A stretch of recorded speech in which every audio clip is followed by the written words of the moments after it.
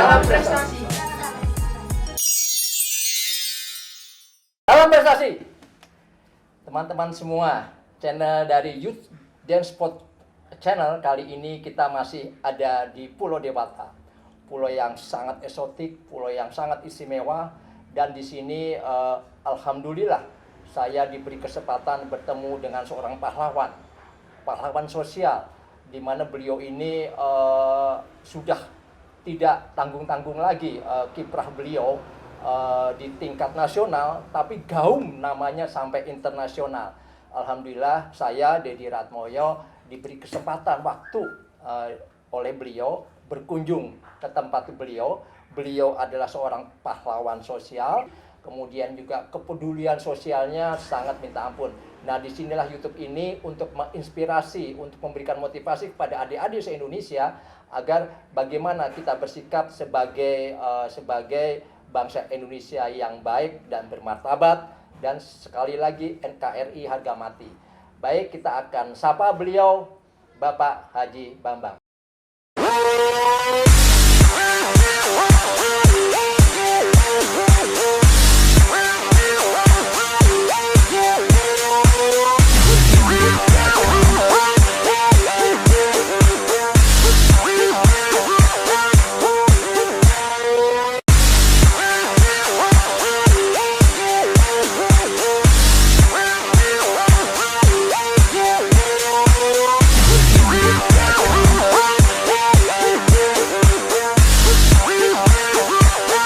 Assalamualaikum Pak Bambang. Waalaikumsalam warahmatullahi wabarakatuh. Alhamdulillah. Sehat Pak Bambang? Alhamdulillah Pak. Izin Allah sehat. Alhamdulillah. Baik Pak Bambang, saya mengikuti sepak terjang Pak Bambang di media, begitu dahsyatnya. Alhamdulillah saya bisa dipertemukan sama Pak Bambang. Saya ingin berbagi Pak Bambang sama adik-adik yang ada di Indonesia. Bagaimana Pak Bambang kok tiba-tiba tersentuh hatinya untuk melakukan pekerjaan sosial yang notabene, maaf, dari segi fee-nya tentunya 0 rupiah, tapi Pak Bambang dengan ikhlasnya mengerjakan. Saya melihat di media terutama bom Bali, kemudian gempa, kemudian longsor, banyak sekali. Mungkin saya awali dulu yang lebih momentum, kejadian waktu bom yang ada di Legian. Monggo Pak Bambang. Baik. Terima kasih Pak Dedi. Terima kasih juga untuk adik-adik saya, anak-anak saya, saudara-saudara saya, sahabat-sahabat saya di seluruh wilayah Indonesia, sebangsa dan setanah air. Jadi Pak Dedi, kejadian di Legian itu ibaratnya bagi saya adalah kejadian yang sangat memilukan ya, sangat memilukan, terutama sekali nilai-nilai kemanusiaan ya. Kenapa saya katakan demikian? Karena korban itu dari segi luka ringan, luka sedang hingga luka berat, bentuknya pun macam-macam. Yang meninggal dunia pun demikian Pak. Mulai yang jenazahnya masih bisa dikenali sampai yang sudah menjadi abu. Bahkan ada yang berupa serpihan-serpihan kecil tubuh korban. Nah kemudian kejadian ini begitu biadab Pak. Kenapa saya katakan begitu keji dan biadab? Karena hanya dalam hitungan menit jumlah korban sedemikian besarnya dalam waktu, hari, menit, detik yang bersamaan, korban begitu luar biasa. Nah, efeknya pun kepada perekonomian Bali secara luas luar biasa. Saat itu hampir 3 tahun Pak. 3 tahun kami di Bali sangat kesulitan memutar perekonomian kami yang bersandar dari sektor pariwisata Pak. Ya. Karena beberapa negara saat itu memberlakukan temper warning, ya, tidak menginginkan atau melarang keras para wisatawannya berkunjung ke Bali sampai keamanan Bali betul-betul pulih. Nah, 3 tahun ini Pak, boleh dibilang masa yang sangat sulit bagi masyarakat Bali, dan ini saya sebut bagian daripada aksi terorisme ini adalah pemiskinan rakyat Bali. Saya katakan pemiskinan rakyat Bali Pak, dalam rentang 3 tahun tanpa kunjungan turis yang memadai, banyak semua bahkan kita di Bali ini Pak, untuk bertahan hidup harus menarik deposito, harus menarik tabungan. Tidak sedikit ibu-ibu Pak menjual perhiasan yang dia sayangi seperti kalung, ya, gelang apa, untuk supaya anak-anaknya bisa kuliah. Ya, ini adik-adik ya, untuk sebangsa setanah air, sebegitunya orang tua itu supaya anak-anaknya itu bisa jadi orang ya, dan tidak peduli apapun yang dia miliki yang bisa dia jual, barang-barang dia jual. Yang penting anaknya tetap kuliah, tetap sekolah, dan tetap menjadi sarjana. Nah, ini salah satu perjuangan orang tua yang harus kalian catat dan kalian tidak boleh lupakan. Nah, berangkat dari sini, saya panggil Mas saja ya, Mas Dedi ya, supaya lebih akrab ya. Sebab Mas Dedi sebagai warga Jogja, Mas boleh panggil saya Beli Bambang, boleh? Ya, enggak usah panggil Haji Bambang lah. Beli Bambang, saya panggil Mas Dedi. Jadi Mas Dedi, jadi pada situasi seperti itu ya, kita bertahan hidup sambil berdoa sama Yang Maha Kuasa, mudah-mudahan waktu ini tidak lama lagi turis bisa datang lagi. Syukur alhamdulillah berkat perjuangan teman-teman di dunia pariwisata ketika itu, terbesit teman-teman itu membuat semacam acara untuk merecovery Bali, yaitu yang disebut dengan Festival Kuta Karnival.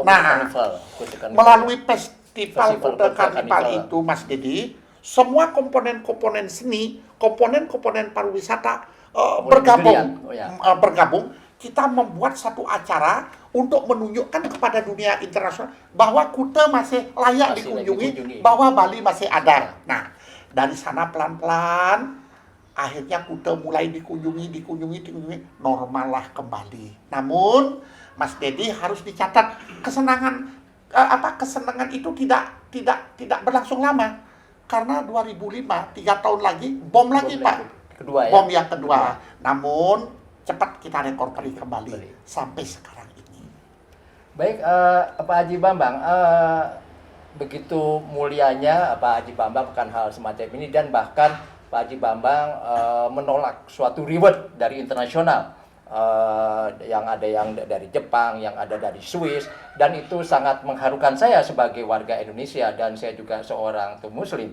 Saya melihat Pak Bambang kok begitu mulianya hatinya yang notabene boleh dikatakan jarang personil hamba-hamba Allah kayak semacam Pak Haji Bambang.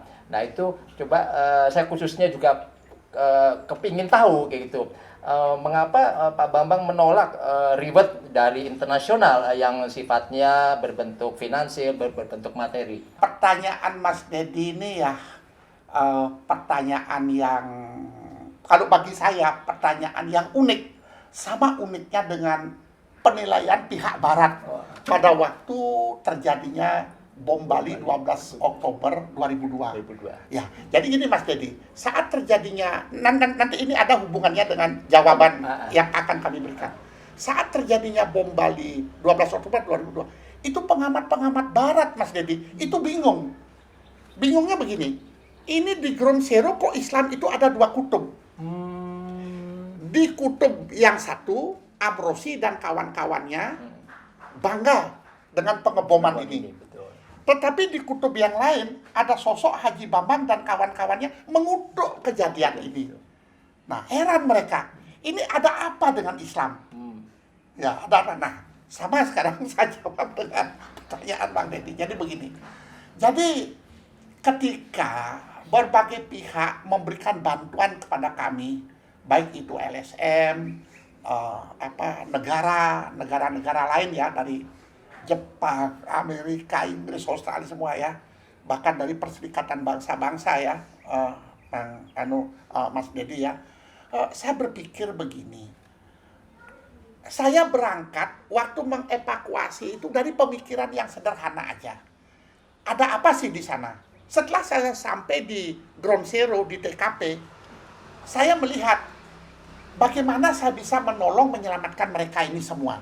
Ya, saya tidak ada yang merintah. Saya tidak diperintah oleh gubernur, diperintah oleh bupati, diperintah oleh kepolisian, diperintah oleh TNI. Nggak, siapapun nggak ada merintah saya. Ya, ya mungkin Allah sudah menunjukkan saya jalan ke sana. Mungkin Allah, maaf ya, ini saya merasakan secara spiritual, Allah tidak suka dengan perbuatan itu. Allah tidak suka dengan perbuatan itu. Agamanya Allah yang begitu indah, yang begitu baik, yang begitu besar, Islam, kok dipakai sih untuk urusan-urusan begini? Allah nggak ridho Islam dipakai untuk hal-hal yang seperti itu. Makanya kasusnya terungkap, mereka tertangkap. Kan begitu, Mas. Nah, Mas Dedi, akhirnya saya berpikir, mereka para turis datang puluhan tahun ke Bali. Mereka berinteraksi dengan penduduk lokal. Dia beli kerajinan-kerajinan masyarakat lokal. Dia melihat, memotret tarian-tarian tradisional Bali. Dia nikmati sedemikian rupa. Dia berenang di pantai. Semuanya memberikan investasi kepada Bali. Mereka sambil berenang, minum air kelapa mudanya dari Bali yang menjual orang Bali. Nah, sebegitu wisatawan ini tidak domestik dari Indonesia sendiri maupun mancanegara, mereka tuh menghidupi kita, menghidupi Bali, mengisi perut kita, membantu pendidikan anak-anak kita. Nah sekarang mereka dibuat seperti itu. Ini yang membuat saya marah, Bang Deddy, waktu itu. Marah sekali. Mungkin di antara orang Bali yang paling marah itu saya, Haji Bambang. Ya, saya marah. Kok dibeginikan? Ya. Di persidangan, ya, sebagian daripada terdakwa mengatakan bahwa mereka ini adalah agen-agen Israel, agen-agen intelijen Barat.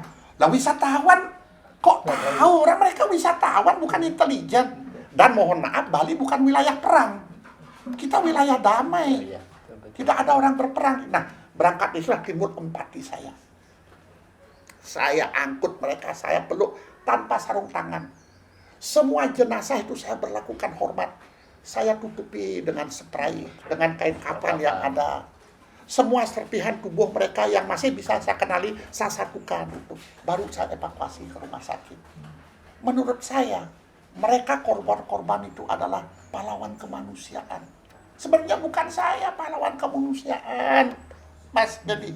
Yang pahlawan kemanusiaan itu adalah mereka korban-korban itu. Korban yang meninggal, korban yang luka-luka. Kenapa saya sebut mereka pahlawan? Karena pengorbanan mereka tidak sia-sia.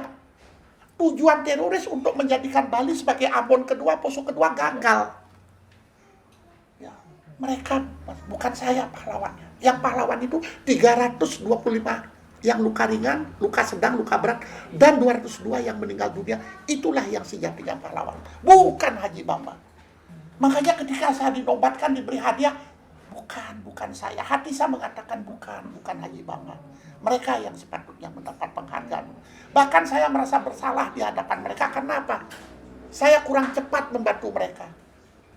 Ya, tangan saya 2, kaki saya 2. Saya tidak maksimal membantu mereka.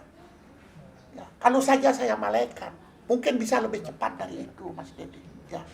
Jadi sekali lagi saya katakan, kalaupun ada nilai-nilai positif dari apa yang saya lakukan, itulah sifat-sifat daripada orang Indonesia pada umumnya. Karena orang-orang Indonesia ini memiliki sifat-sifat leluhur dari nenek moyang kita, lokal genius ya, yang diturun-temurunkan dari generasi ke generasi. Bahwa orang Indonesia itu mudah empati, mudah kasihan, suka menolong, suka bergotong royong, ya, suka membantu tetangganya yang kesusahan, kan begitu. Nah, berangkat dari rasa empati seperti itulah saya sampaikan bahwa apa yang saya lakukan sebenarnya tidak ada apa-apanya. Ya. Sampai-sampai, Mas Dedi, maaf ini saya nambah sedikit, waktu diundang langsung oleh Perserikatan Bangsa-Bangsa PBB, waktu itu sekjennya masih Mr. Ban Ki-moon, saya diundang untuk melakukan testimoni di gedung PBB. Saya ingat itu di New York, di Manhattan, lantai 6, gedung ekonomik dan sosial ya. Saya tuh waktu tiba di sana, sebelum saya maju ke depan, menyampaikan testimoni saya di hadapan 187 Perwakilan negara sedunia. duta besar Oh, negara-negara besar. anggota PBB. Di sana ada Pak Marty Natalegawa, Menlu kita. Iya, betul. Jadi Pak Menlu kita, Pak Marty sebelum jadi Menlu pada eranya Pak SBY, beliau adalah duta besar tetap Indonesia di PBB. Itu Mas Dedi, kaki saya tuh santak-santakan begini di lantai. Ya Allah ya Rasulullah, apa betul aku ini di gedung PBB? Terus kalau aku di sini ngapain? Ini kan tempatnya para presiden, tempatnya para perdana menteri, tempatnya para diplomat. Lah aku ini cuma tukang gotong mayat kok aku di sini. Ngapain sih aku di sini? Betul aku di gedung PBB. Iya Mas Dedi. Waduh, sampai saya membaca beberapa ayat kursi lah untuk menenangkan diri saya. Ya, tapi syukur Mas Dedi. Tugas saya di Perserikatan Bangsa-Bangsa tanggal 8 dan tanggal 9 September tahun 2008 berhasil saya selesaikan dengan baik. Ya, sampai-sampai oleh salah seorang pejabat di kedutaan kita di New York, Pak Saripudin, kepada saya, terima kasih Pak Haji.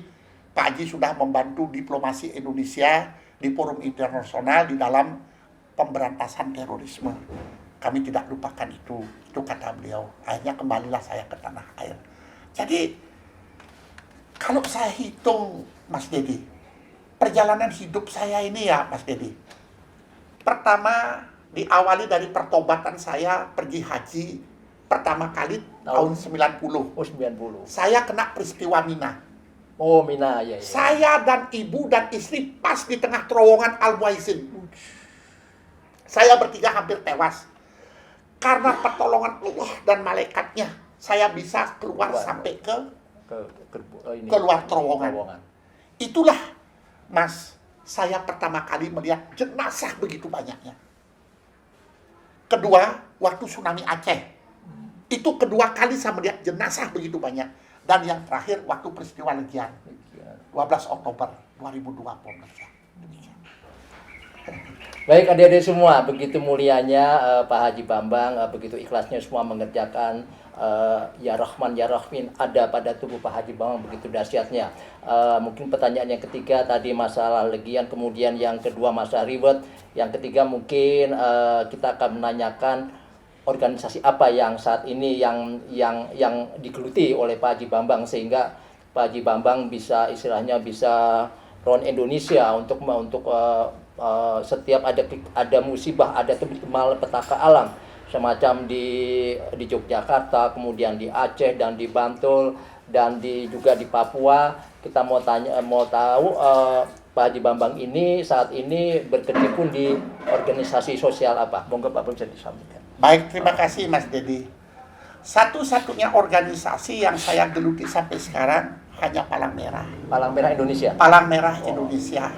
Kebetulan oleh pengurus yang sekarang, Bapak I Gusti Bagus Alit Putra, saya dipercaya menjadi ketua satu. Oh, ketua satu. Ketua satu membidangi masalah kebencanaan. Oh, bencana. Ya, sesuailah dengan roh saya sebagai relawan demikian.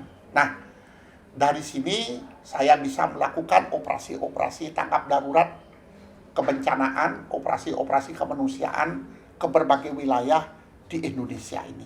Nah, terjunnya saya di Palang Merah Indonesia bukan karena satu kebetulan, tidak. Itu karena ada satu sejarah. Jadi, adik-adik sekalian, saya ingatkan Anda, siapapun Anda, di kemudian hari Anda ingin menjadi apa? Satu hal yang saya ingatkan kepada Anda, jangan lupa sejarah bangsamu. Sekali lagi, jangan lupa sejarah bangsamu. Karena ketika kamu ingat dengan sejarah bangsamu, posisi apapun yang kamu duduki di kemudian hari, entahkah kamu sebagai pejabat, gubernur, menteri, apapun, kamu akan menjadi pejabat teladan. Saya ingatkan, dan saya akan bercerita kenapa saya seorang Haji Bambang memilih Palang Merah Indonesia. Begini Mas, kita semua tahu bahwa negara kita ini berdiri pada tanggal 17 Agustus tahun 1945. Tidak berapa lama setelah kemerdekaan ini, Bung Karno memanggil Menteri Kesehatan Republik Indonesia yang pertama, Dr. Buntaran. Buntaran ya. Dr. Buntaran dipanggil ke istana, diperintah oleh Presiden Bung Karno untuk segera membentuk organisasi yang namanya Palang Merah Indonesia. Dengan konsepnya Bapak Dr. Buntaran, beliau menghadap ke istana, disampaikan kepada Presiden. Akhirnya tanggal 17 September 1945 Palang Merah Indonesia berdiri. Diperintah langsung lagi Dr. Buntaran untuk segera mendaftarkan organisasi yang baru berdiri ini ke Jenewa, ke International Federation Red Cross, Federasi Palang Merah Internasional, untuk mendaftarkan Palang Merah Indonesia ini sudah berdiri di Indonesia. Nah, di Jenewa inilah negara lain baru tahu bahwa telah lahir di dunia ini satu negara lagi, yaitu yang namanya Republik Indonesia. Ini mempercepat pengakuan de facto, Mas. Ya, pengakuan dunia internasional atas kemerdekaan Indonesia. Nah, tidak berapa lama kemudian, tanggal 6 Oktober 1945, berdirilah TNI, Tentara Nasional Indonesia. 3 komponen ini, Bang. Mas. Kemerdekaan, proklamasi, Palang Merah, lahirnya Palang Merah, lahirnya TNI. Ini kalau berulang tahun sama. Tahunnya sama. Sama. Yang ini ke-76, ini pasti ke-76, yang ini juga ke-76. Hanya beda bulan ya? Ya. Jadi Palang Merah ini lahir dari kancah perjuangan bangsa. Lahir di tengah-tengah revolusi Indonesia yang lagi hebat-hebatnya. Ya. Nah, jadi Palang Merah ini adalah bayi yang ikut lahir bersamaan dengan proklamasi kita. TNI lahir juga bersamaan. Karena itu 3 komponen ini menurut saya tidak boleh dilupakan dalam sejarah perjalanan bangsa ini ke depan. Nah, cerita ini ada di ANRI. ANRI itu Arsip Nasional Republik Indonesia. Ada di Jakarta, di gedung ANRI. Ini ada. Ini bukan karangan, bukan cerita. Nah, dari sejarah inilah saya menguatkan diri saya untuk tetap ada di Palang Merah Indonesia. Walaupun ada sekarang ini banyak bertebaran organisasi-organisasi kemanusiaan yang lain, saya tetap memilih PMI. Karena Palang Merah Indonesia mempunyai sejarah yang heroik. historisnya ya. Bagaimana Palang Merah melakukan satu perjuangan ketika terjadi perjanjian Renville, perjanjian Meja Bunar, perjanjian Romroyen, semua Palang Merah ambil bagian. Ya, apapun yang terjadi di negeri ini, Palang Merah tidak pernah lepas dari perjuangan bangsa ini. Bahkan ketika era reformasi pun, ketika terjadi huru-hara politik di Jakarta, Palang Merah juga berperan, mengambil perannya. Jadi Palang Merah seperti halnya TNI tidak bisa dilepaskan dari lahirnya Indonesia ini. Terima kasih. Itu adik-adik semua begitu heroik ya, ini fakta berbicara suatu pelajaran sejarah. Memang betul kita tidak boleh melupakan sejarah. Apabila kita mau menjadi bangsa yang besar, kita harus ingat sejarah, ingat pahlawan-pahlawan kita, bagaimana berjuang untuk mewujudkan Indonesia ini menjadi saat ini. Kita akui bahwa Indonesia saat ini begitu dahsyat dan begitu diakui baik negaranya, bahkan personilnya. Baik, sebelum Om Deddy akhiri dialog bersama Pak Haji Bambang yang sangat energik dan sangat banyak memberikan motivasi kepada kita semua, Om Deddy akan minta sama Pak Haji Bambang membuat suatu statement kepada adik-adik semuanya untuk bagaimana kita menjadi warga negara yang baik. Monggo Pak Haji Bambang membuat statement untuk adik-adik. Terima kasih. Adik-adikku sekalian, sebangsa dan setanah air. Saya ingatkan kepada kalian semuanya bahwa kemerdekaan yang kita nikmati saat ini bukan dibeli dari Belanda, bukan hadiah dari Jepang. Kemerdekaan itu diperoleh dengan pengorbanan yang amat berat. Tetesan darah, tetesan air mata, bahkan hingga meregang nyawa. Kalian bisa lihat di wilayah negeri ini, di taman-taman makam pahlawan, ratusan ribu pahlawan-pahlawan kita gugur untuk berjuang mempertahankan kemerdekaan dan proklamasi 17 Agustus 1945. Adik-adikku sekalian, jangan kita sia-siakan pengorbanan para pahlawan kita. Jangan kita sia-siakan pengorbanan pendahulu-pendahulu kita. Mari kita teruskan pembangunan ini. Kita isi kemerdekaan ini sesuai dengan bidang tugas kita masing-masing. Bidang tugas kita sangat luas. Di dunia kemaritiman, sangat luas. Di dunia dirgantara, sangat luas. Demikian juga di bidang-bidang yang lainnya. Mari kita asah kemampuan kita untuk kemajuan dan kemakmuran negeri ini. Kita harus bangga menjadi orang Indonesia. Saya ingatkan sekali lagi, kita semua harus bangga menjadi orang Indonesia. Berbagai kesempatan, berbagai seminar yang dilakukan, yang dilaksanakan di Indonesia, baik di Bali maupun di Jakarta, delegasi-delegasi dunia semua mengakui Indonesia. Soal keberagaman, soal toleransi, soal kekayaan alam, soal SDM sumber daya manusia, semua mengakui, semua ada di Indonesia. Nah, kenapa kita berkecil hati menjadi bangsa Indonesia? Kita harus besar hati menjadi bangsa Indonesia. Gali dan gali terus potensi yang ada pada diri kalian, dan jadikan negeri ini negeri yang besar, negeri yang disegani oleh bangsa-bangsa yang lain. Merdeka bangsaku. Merdeka. Baik, Pak Haji Bambang, sangat terima kasih. Saya sangat terharu dan sangat terenyuh. Hilanglah rasa lelah saya. Saya tadi baru datang di Bali, ketemu sama Pak Haji Bambang, dan begitu dialog semuanya hilang semuanya karena suatu imun yang dimasukkan kepada diri saya, imun seorang pahlawan, yaitu pahlawan sosial.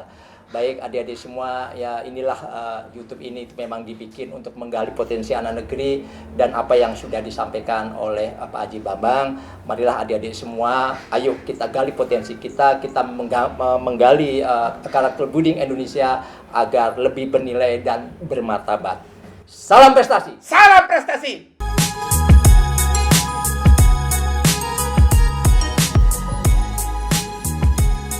Salam prestasi.